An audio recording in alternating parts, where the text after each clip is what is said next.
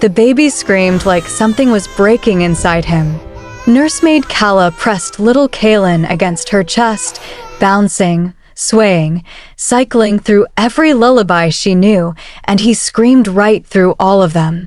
Across the gilded cradle, his twin brother Rin matched him cry for cry, two tiny faces twisted red with a grief far too large for their small bodies to contain. For weeks without silence. Calla's hands were shaking. 3 healers had come and gone. 2 noble ladies had tried and retreated. Even the high nursemaid, a woman who had raised generals, had walked out of this room pale and wordless. Nobody could reach them. Down in the kitchen, 3 floors below the gold and the grief, a girl named Lena was scrubbing burnt porridge off a cast iron pot. Her knuckles were raw. Her back ached. And from somewhere deep in the palace walls, she could hear it, that sound thin and desperate, threading through the stone corridors like a needle pulling wire. She paused, set down her brush. Back to work. Dora, the kitchen supervisor, didn't look up from her ledger. Wide-shouldered, sharp-tongued, with eyes that were kinder than she would ever admit. "The princes are not your concern." "I know," Lena said. She picked up the brush. She was used to that. Used to being told where her edges were. Lena had no wolf. In a palace full of shifters, that made her something between pity and contempt. The other kitchen girls called her the empty one and said it loud enough for her to hear. She had learned not to flinch. What she could not unlearn, what lived in her chest like a stubborn ember, was hope. Tied to one memory she had carried for years like a coin worn smooth from handling. She had been 7 years old, lost and freezing outside the palace gates. King Aldrich himself had found her. He had crouched down, this enormous man, this king, and looked her in the eye. "Everyone belongs somewhere," he had said. Asterisk, "You belong here." Asterisk. He had brought her inside, given her warm bread, given her a place. He had likely forgotten it the same day, but she never had. And on the worst days, that memory was the only thing that kept her spine straight. The crying echoed again. Louder now. The kitchen doors swung open and Calla rushed in, uniform wrinkled, hair escaping its pins, eyes hollow from weeks of no sleep. "Dora." Her voice cracked down the middle. "Please. They haven't eaten properly in 2 days. If they keep refusing," she stopped. Couldn't finish it. Dora closed her ledger. Studied Calla for a long moment. Then stood. "Lena. Come with me." Lena blinked. "Me? Don't make me say it twice." The nursery doors were carved with wolves caught mid-leap. Lena had never been inside. She stepped through, and the crying hit her like a physical force, wave after wave of it, soaked in something she could only call pure loneliness. These babies weren't just uncomfortable. They weren't just hungry. They were grieving. Their mother had left, and they felt it in every cell of their tiny bodies. Lena understood grief like that. She understood it in her bones. Before she had consciously decided anything, her feet carried her to the cradle. She reached in and rested her palm gently on Kaelin's chest. Just held it there, warm and still. She began to hum, low and shapeless. The tuneless sound she made to herself on cold nights alone. Kaelin's scream broke off mid-breath. His eyes opened deep gray, startlingly alert, and locked onto her face. His chest heaved once, twice, then slowed. His tiny fist reached up and wrapped around her finger with a grip that stole the air from her lungs. Across the cradle, Rin went silent too, as though peace had moved through the air between them like a current. Nobody in the room moved. Calla had both hands pressed over her mouth. Dora stood completely still, watching with an expression Lena had never seen on her face, something edging dangerously close to wonder. Lena kept her eyes on the boys. On their small, exhausted faces, finally going soft with sleep. She came back the next morning, and the morning after that. Nobody told her to stop. Within 2 weeks, it was routine. She would finish her early kitchen duties, slip upstairs, and spend an hour with the boys. Kaylin learned the sound of her footsteps and pulled himself upright against the cradle rail before she even reached the door, arms outstretched, making a sound that was almost her name. Rin would burst into laughter the moment she appeared, sudden and delighted, as if her arrival was the funniest and best thing that had ever happened. She taught them to clap. She invented nonsense songs about sleepy moons and kitchen cats. She made ridiculous faces that folded them in half with giggles. She watched them grow from screaming infants into bright-eyed, curious boys who grabbed her face with both hands and pressed their foreheads to hers with a tenderness that made her chest ache. For the first time in her life, Lena felt real, not invisible, not empty, needed. One evening Dora fell into step beside her on the stairs down. "You know this can't last," Dora said. Quietly, not unkindly. "I know. When the king turns his attention to those boys, he will not want a wolfless kitchen girl in their lives. It doesn't matter what you've done for them." "I know," Lena said again. "Do you?" Dora stopped walking, looked at her. "Because I watch your face when you're with them, Lena. You're not careful anymore. You've stopped protecting yourself." Lena looked at her hands, thought about Kaylin pressing his forehead to hers that morning, Rin falling asleep mid-laugh with his cheek on her knee. "It's too late to be careful," she said softly. Dora exhaled, said nothing more. Lena went to her room, sat on the edge of her bed, and thought, let it come then. Whatever comes, let it come, It came on a Wednesday morning. No announcement. No warning. Just the sound of heavy boots on stone corridor and a door thrown open hard enough to shudder on its hinges. King Aldrich stepped into the nursery and the room changed.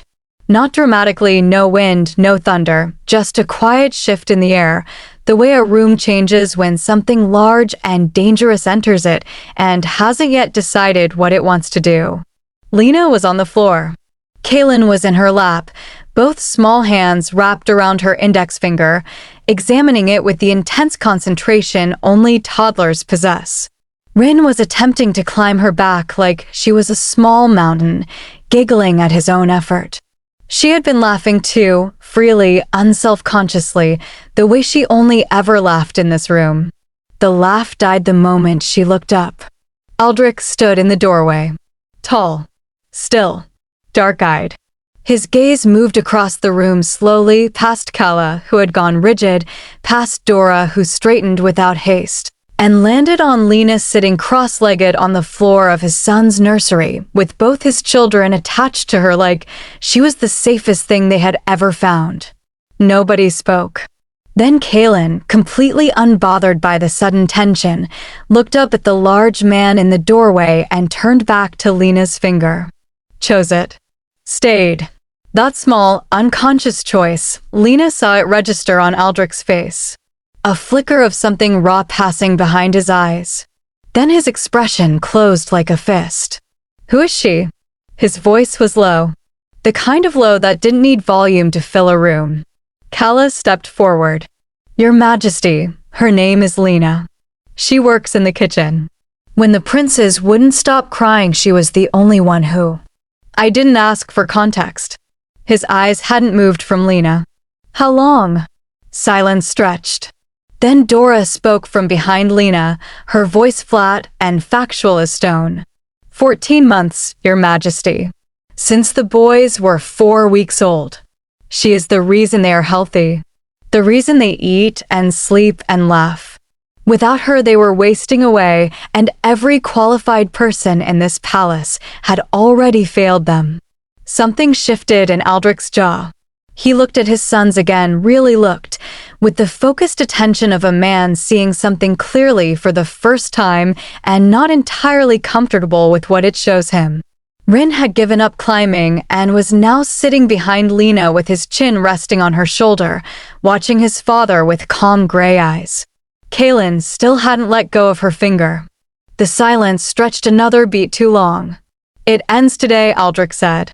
Lena's breath left her body. "Your Majesty," Kala started. "They are princes." His voice didn't rise. It never needed to. "They will not be raised on the floor by a servant with no wolf and no standing." Whatever this is, he gestured once, a sharp, controlled movement. "It stops now." He looked directly at Lena for the first time. "You will vacate this wing. You will not seek contact with my sons in any capacity.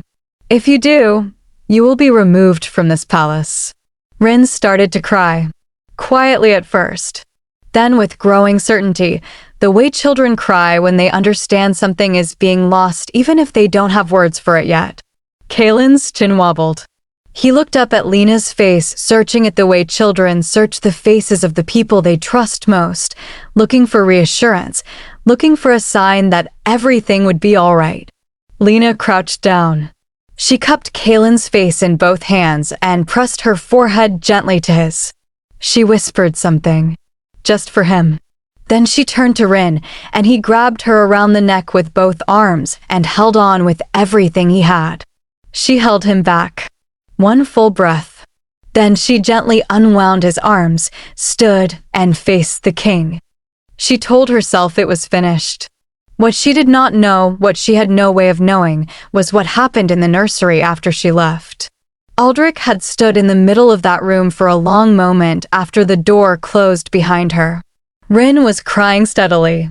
Kalen had crawled to the door and sat in front of it with his palm pressed flat against the wood, waiting. The king watched his sons. His sons did not look at him. He came back that night, alone. Long after the palace had gone quiet, he stood outside the nursery door and listened. The boys were restless, unsettled, cycling in and out of thin, unhappy sleep the way they hadn't done in over a year. He came back the following night too. And on the third night, he did something that no one in the palace ever knew about. He walked down 3 flights of stairs in the dark, found the kitchen corridor, and stood where he could see the faint light under Lena's door. He stood there for a long time. He was not a man who apologized easily. He was not a man who reversed himself or admitted error before the entire court. But he was, beneath all the cold authority and the grief he wore like armor over the disaster of his marriage, a man who had once crouched at his own gates for a frightened child because something in him could not walk past and leave her there. That man was still inside him, buried, but present. He went back upstairs. He stood in the nursery doorway and watched his sons sleep their restless sleep. Then he did something he had not done since they were born. He walked to the cradle and rested his hand gently on Kalen's back. Felt the small heartbeat. Felt the tiny body slowly settle under his palm. He thought about a wolfless girl who had done exactly this and somehow held his entire broken household together with nothing but her presence and her voice. He thought about what she had said to him. About belonging.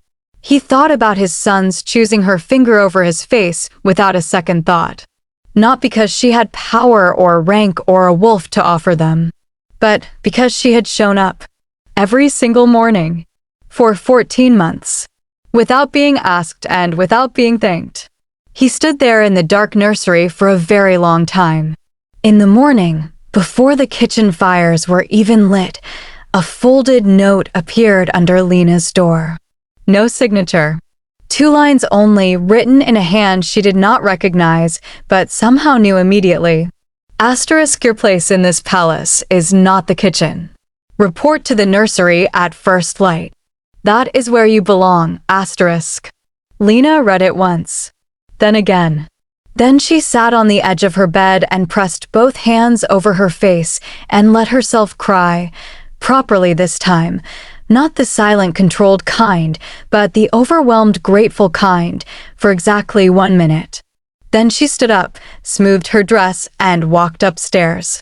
Kalen heard her footsteps in the corridor and was on his feet before she reached the door. Asterisk, if this story moved you, hit that like button and let me know in the comments whose moment got you the most.